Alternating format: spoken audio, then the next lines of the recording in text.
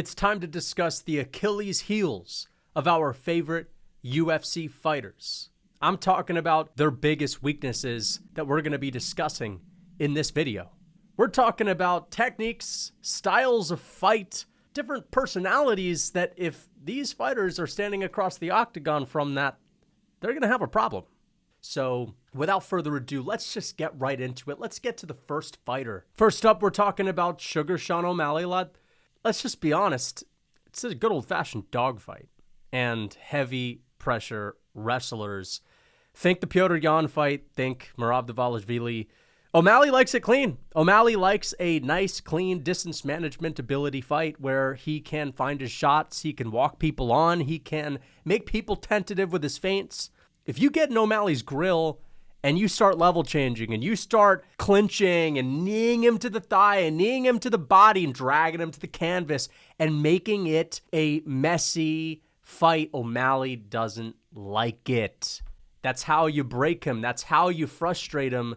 And again, if you can make O'Malley basically wrestle and clinch and do everything that he doesn't want to do because he can't win there, he's going to get tired and he's going to start to fade mentally as well. O'Malley doesn't like that. Let's get on to Volk. Volk's weaknesses? It's those pesky top 5 fighters of all time. Seriously, I mean, those top 3 fighters of all time in the lighter weight classes, man. They always give him issues. They always give Volk problems. You know? And defense while backing up. We know Volkanovski, he's got good defense. Volkanovski doesn't really have many weaknesses when it comes to technique, but he does just move his chin back in a straight line when he's backing up, and he's always defending the other side of his face, but it's like, hey man, this part of your head is open. So that's a bit of a problem. All right. Next up, Tom Aspinall. Speaking of somebody who has their chin up in the air, Tom Aspinall may be the worst in the UFC. All right. When I see Tom Aspinall throw his clobbering right hand, which works 100% of the time, he's always got his chin, and it's as high up as Mount Everest. I'll tell you, Tom Aspinall's chin is at the top of the roof. Every single time, Tommy, you got to keep that chin down, man. He's got it way too high in the air. Ilia Topuria, weakness, Achilles heel. Similar to Alexander Volkanovski, doesn't really seem to have a lot of weaknesses, but let's just be honest, this guy gets hit all the time. Watch his fight with Max Holloway. Watch his fight with Charles Oliveira. I know it was only a couple of minutes and he cleaned up shop, but like, dude, he gets cracked. He gets hit. And he's got an iron chin. Ilia Topuria does not get respect for his chin. He should get a lot more respect for it, but still, I understand he moves forward. He wants to knock people out, so he's going to get hit. He's putting himself in harm's way, putting himself in the fire, but he gets cracked, man. Ilia Topuria gets hit clean, and he gets hit a lot. But yeah, still the best fighter in the world, though. Let's get on to Paddy. Mediocre boxing, lad. Paddy Pimblett, lad's got mediocre hands, lad. He's got a good string bean special. He's got a nice string bean front kick down the middle, but let's be honest, man. You could be outboxing Michael Chandler. Michael Chandler, let's just say it how it is. We're not talking about Chandler, the guy that fought Dan Hooker.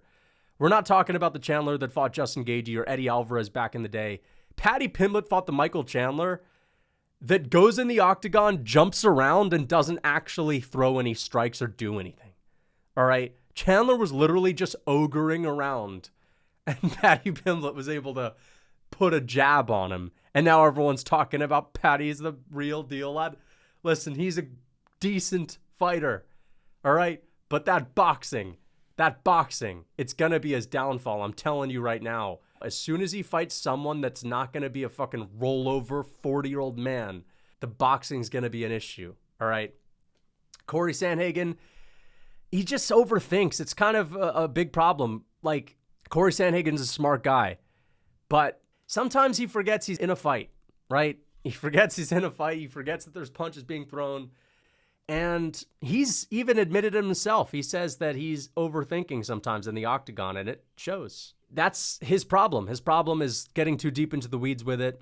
And I'd like to see Cory Sandhagen bring back the savage of old in his fight with Merab, but that is his weakness. Jose Aldo, people don't like to talk about this, but Jose Aldo has a glaring weakness. Although his takedown defense is amazing, Jose Aldo is horrible when it comes to winning clinch exchanges. Jose Aldo is the king of getting held up against the fence. He just gets held up against the fence in like every single fight. It's a problem. And at some point, you got to stop blaming it on his opponents and you got to start blaming it on him. Okay? All right, let's get on to the next one. Bo Nickal. Okay, so first and foremost, he's lacking grit. All right, that's clear. He's lacking grit. He's lacking that extra toughness that I think a lot of seasoned UFC fighters have.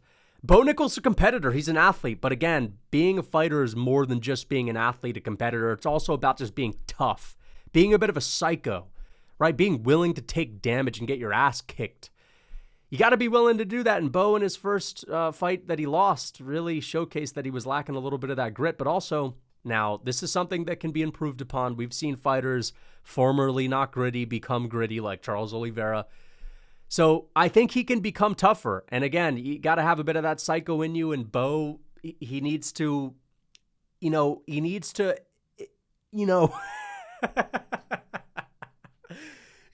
get tougher, son. Like, let's just be honest, okay? Listen, I'm just saying it how it is. He's tough as fuck compared to me. But like, dude, you can't be getting folded like that. He's green, right? He lacks tools in his toolbox. That's the other weakness for Bo Nickal. He just doesn't have a lot to fall back on. When things aren't going his way, when he doesn't get a nice simple takedown and a submission, or if he can't just land his big gnarly wrestler's overhand right, if that doesn't work on the feet, it's just kind of like he's got nothing going on. It's like he is rendered into the cardio kickboxer week 2 guy in the gym that you see when you're in the gym, okay? And don't get me wrong. At one time, I was that guy in the gym. At one time, I was the, cardio. Dude, I've never fucking done cardio kickboxing. I'm a rusty kickboxer. I've done real kickboxing. None of that cardio kickboxing shit, but you get the point. I say he's green. He's got to get some green eggs and ham, dude. We got to see Bo Nickal walk out with some green eggs and ham. Let's get on to Zhang Mingyang calf kicks. We saw that. I mean, he took, 3 calf kicks against Johnny Walker, and that was all she wrote. So I think that's pretty obvious. That's Zhang Mingyang's weakness. Conor McGregor, calf kicks, and a dogfight, and wrestling after 2018. All right. McGregor's takedown defense back in the day was pretty solid. I mean, just because you're getting out grappled by Khabib, who's one of the best grapplers of all time, doesn't mean your takedown defense isn't good. But after that, I mean, listen, if you're getting 10-8'd by Dustin Poirier, you're getting held down, taken down, and Dustin Poirier is looking like a brother wrestler, we've got a problem. Right now, again, I mentioned the wrestling after 2018. I think it's because Conor McGregor just doesn't want to be in the gym grinding with his wrestling. He wants to hit the big round pads. He wants to have the yes man blowing the whistle. He wants to be sparring the cardio kickboxer day one attendees. And, it also speaks to the calf kicks. McGregor shows up after a long layoff. Calf kicks have been around for a couple of years, and he takes a couple of them on the shin, and he can't take any more. It's a toughness thing. He doesn't have the same will to win. When McGregor gets hit with a couple of calf kicks, he starts thinking about the yacht. He starts thinking about, wait a second, I have hundreds of millions of dollars. Why do I have to grit through this? It's all going to be okay if I lose. So the calf kicks are an issue. He doesn't like them. Speaking of not liking it, I feel good.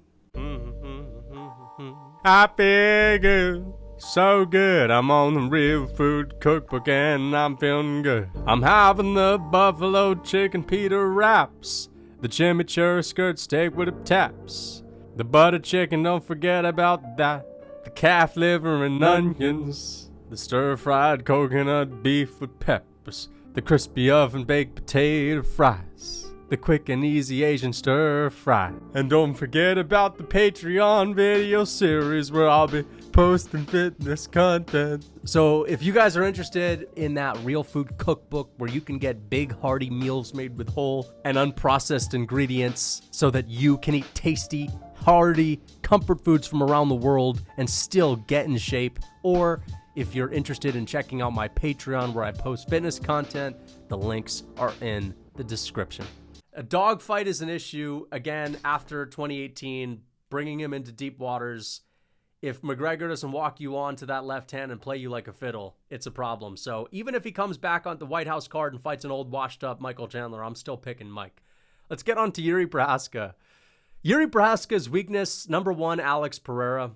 And defense, he's very hittable. Even though his head movement looked to be improved quite a bit in that last fight that he had with Jamahal Hill, it's been an issue throughout his career. All right, and I hope he continues to improve on it because he's one of my favorite fighters and I want to see him win. Let's just get on to Justin Gaethje. Rufus, blue belt jiu-jitsu. That's what it is. Justin Gaethje, listen, he gets submitted with ease. He's the king of getting twisted up in a pretzel. And yeah, I mean, maybe I'm exaggerating a little bit when I say blue belt jiu-jitsu, but I mean, I'm worried for Justin Gaethje when it comes to any grappler. I think of a Pimblett fight, and I think Justin Gaethje would have his way with Pimblett on the feet, but if that fight gets to the ground, Justin Gaethje's tapping. Right? Grant Dawson, Mateusz Gamrot doesn't submit people, but if he gets Justin Gaethje to the ground, somebody's going tap. So yeah, man, let's get on to Ciryl Gane. No pop and takedown defense, all right? It's no secret that Ciryl Gane's weakness is his grappling, getting taken down and out-grappled by Alexander Volkov. And you could say, well, Volkov's done it before. He's actually a really good grappler, man. Yeah, he did it to Taito Ivasa and Ciryl Gane. Gane's not in good company, all right? And, of course, the most embarrassing title fight ever against John Jones, where he got submitted with such a level of ease. It's honestly shocking.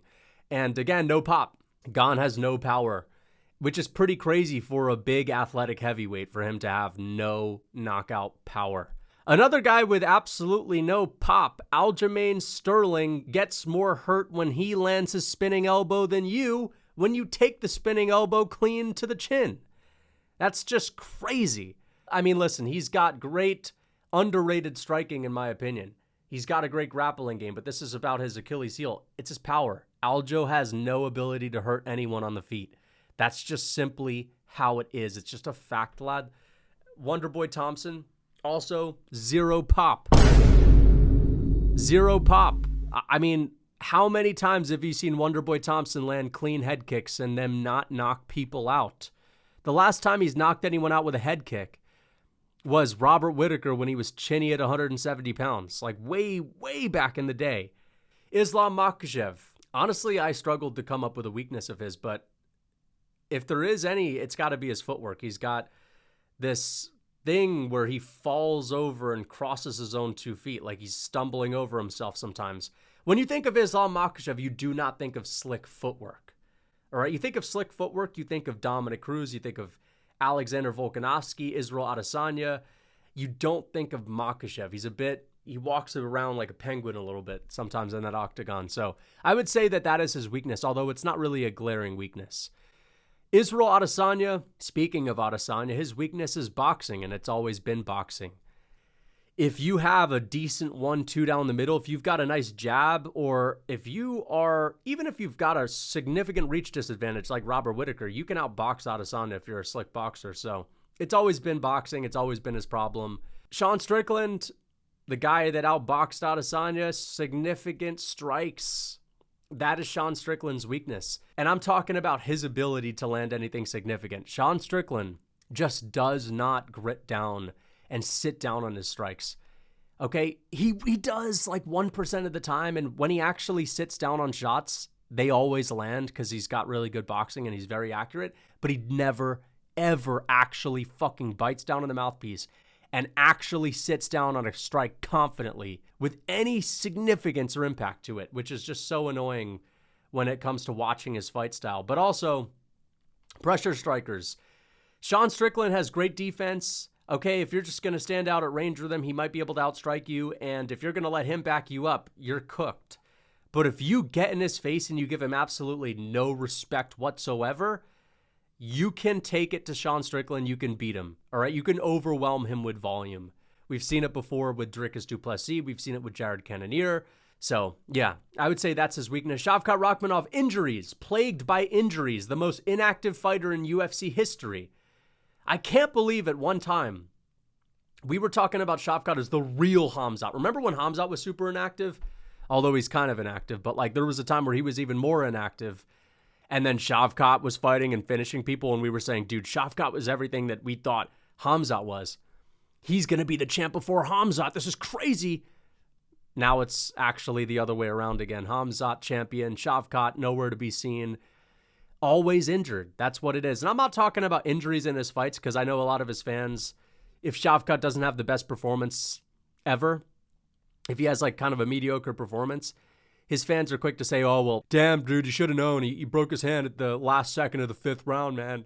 I'm talking about injuries keeping him out of the octagon and out of the title picture. That's what I'm talking about. Magomed Ankalaev, takedown defense. I'm sorry, Magomed. Hey, a lot of people aren't going to know this one. This is an insider one. It's takedown defense. Mag, I got you there, brother. Joshua Van, smallest flyweight. And that's a problem because, you know, if you're a flyweight and you're the smallest flyweight, you're the smallest person in the UFC. All right. So he's a great boxer, an amazing striker, very entertaining to watch, one of my favorite fighters.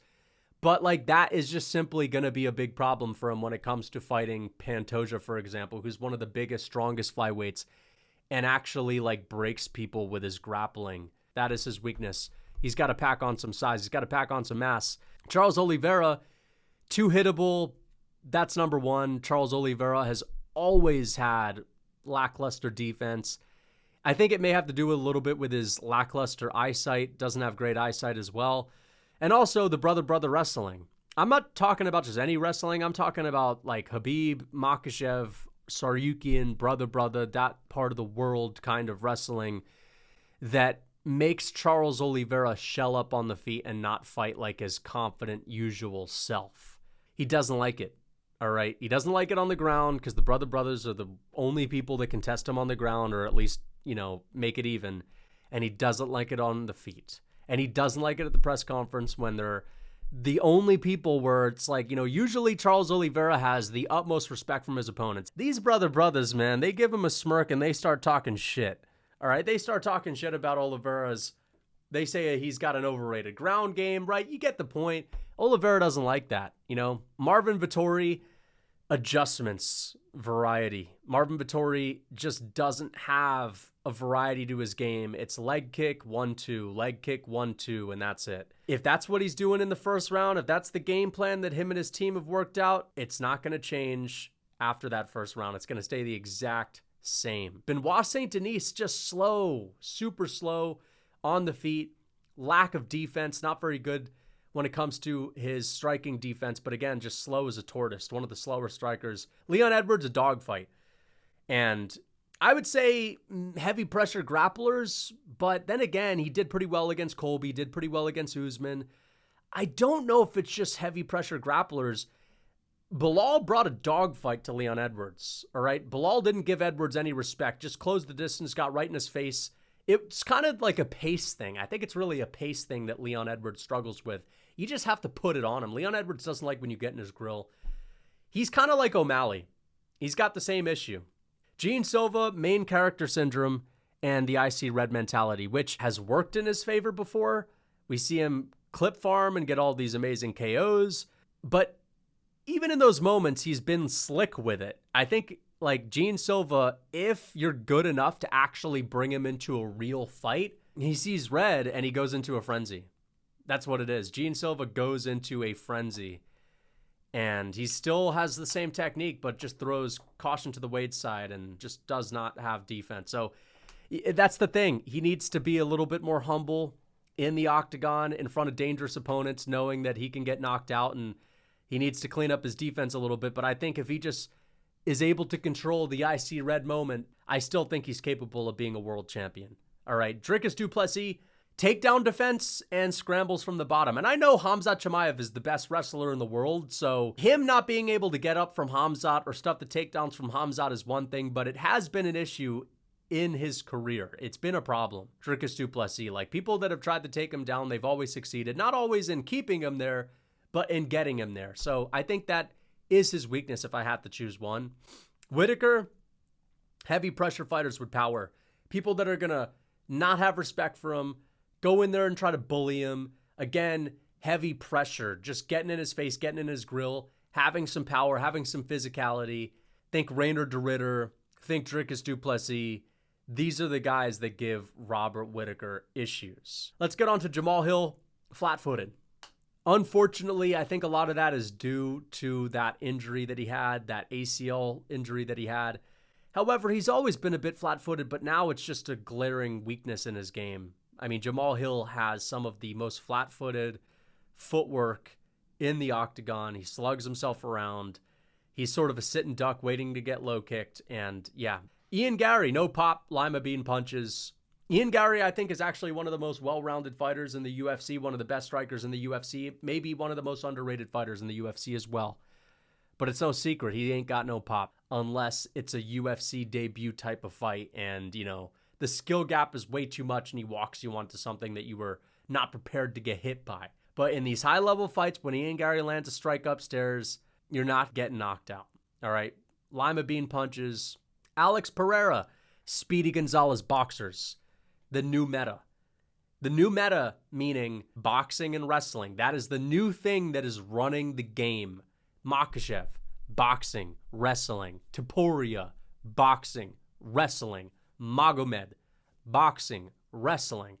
Alex Pereira struggles with a Speedy Gonzalez boxer like Magomed Ankalaev who has the threat of a takedown. All right? And also, I said Adesanya is not a great boxer, but that was a Speedy Gonzalez combination he hit Alex Pereira with. And also, you could just look at the Khalil Roundtree fight. Roundtree's a Speedy Gonzalez fighter. He's got quick hands.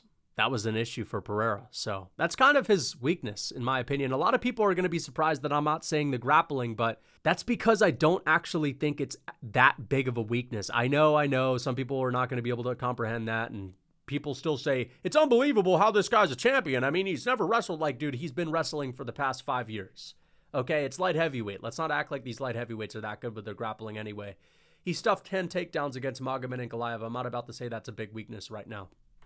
Gilbert Burns, chin. It is the chin. I think that Gilbert Burns is the chinniest fighter in the UFC today. I think he is the most washed up fighter in the UFC today.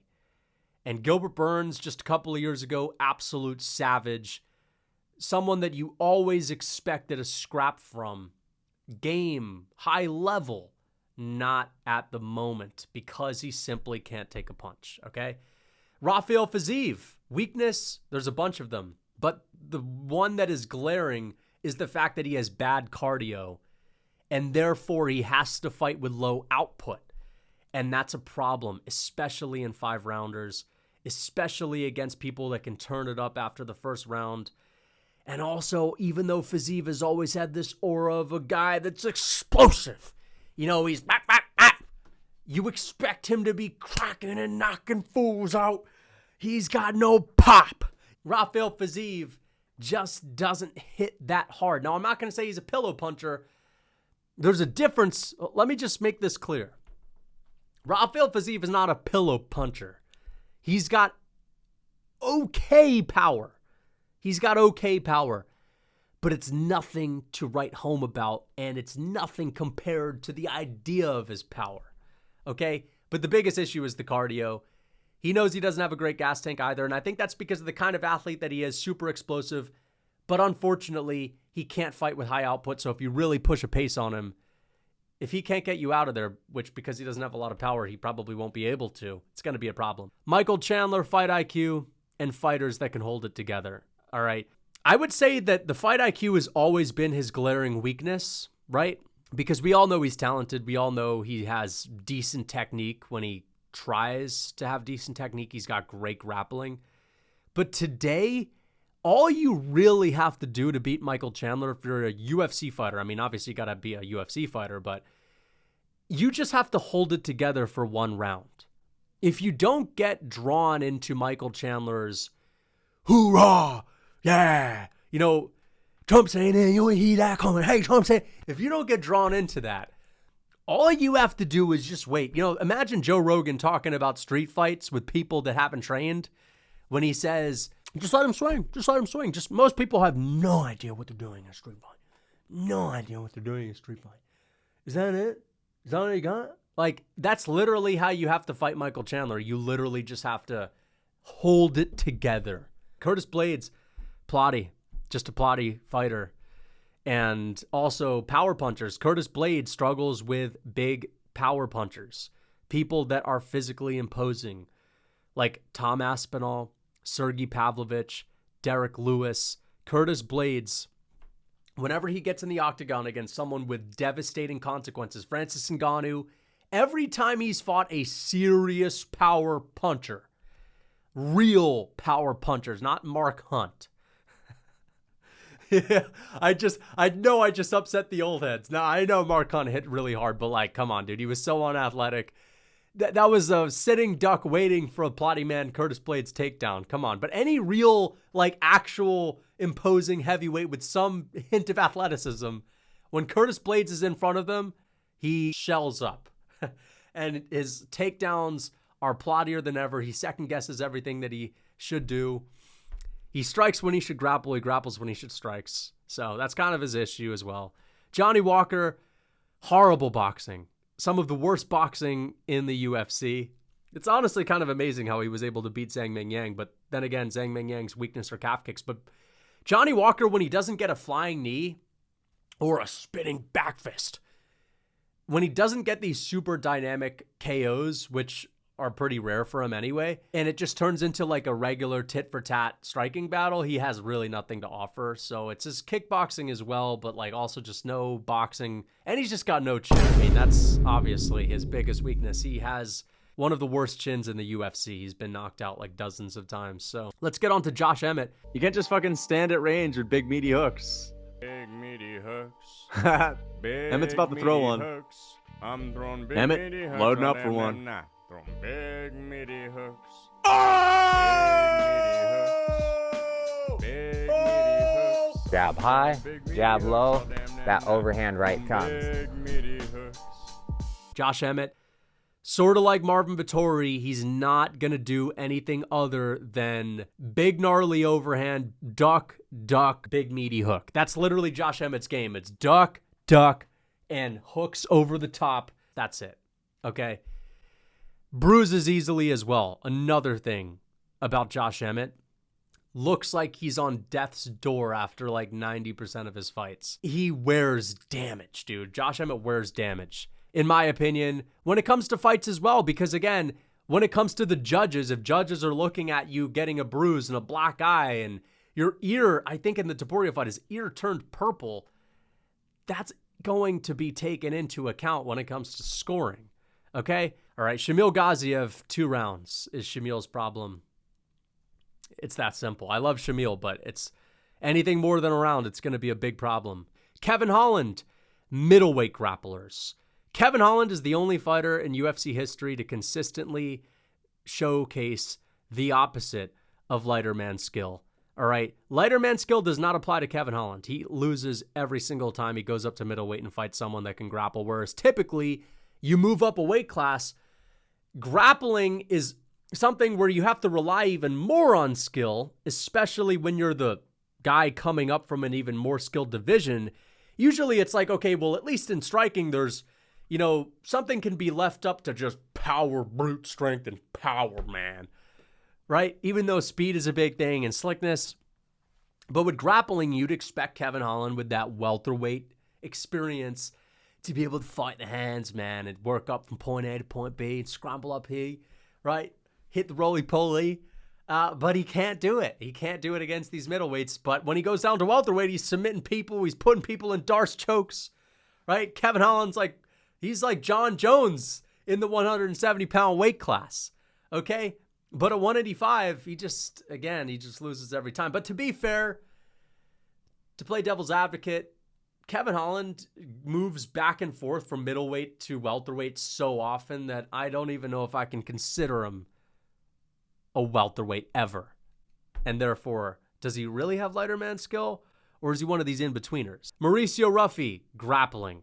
You know, we're not about to sit here and say, no, man, he's actually one of the most well-rounded fighters of all time, man. Like, that's why I picked against him, because I was like, well, he hasn't proven it yet. Let's see if he can. And he didn't. He did not prove that his grappling was that great. So I would say that's his weakness. And that is it for the fighters and their Achilles heels. Let me know what you think in the comments. Until next time.